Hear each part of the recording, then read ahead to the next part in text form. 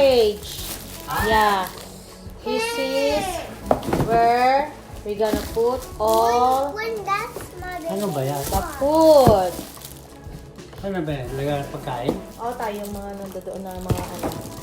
Ha? Yung mga nandoon.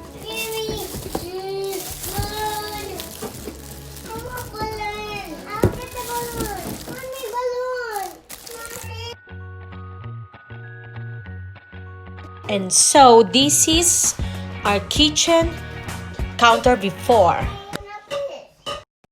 It's easy to separate the container, but if you need help, there's a QR code that you can scan and there's a link that you can watch on how to separate the containers.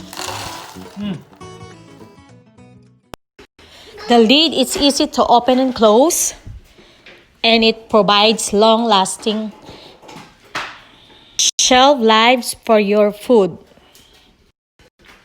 It's easy storage for pumpkin seed, for ding dong or mixed nuts, for cereals. There's a big container that you can use the whole bags of cereal.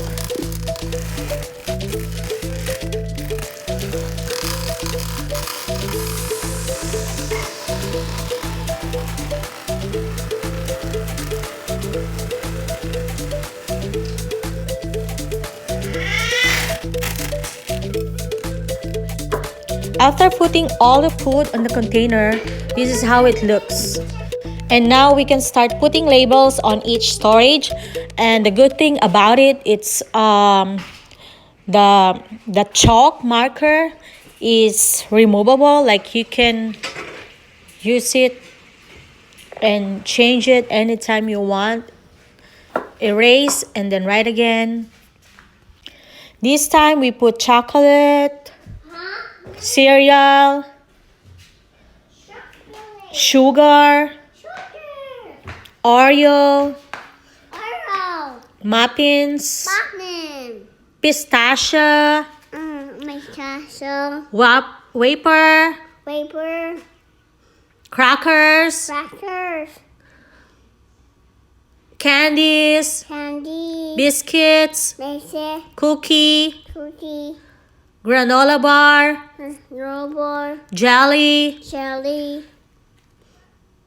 cereal, rainbow cereal, Oreo cereal.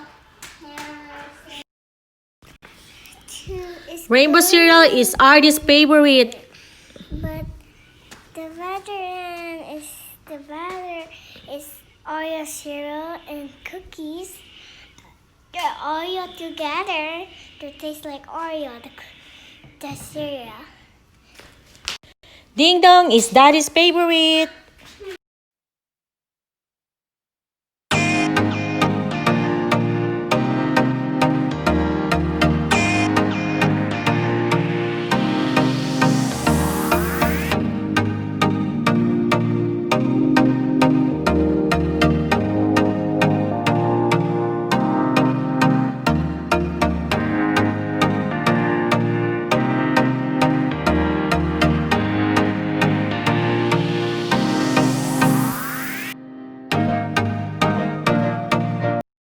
Thanks for watching. Subscribe our new channel to our house. So bye.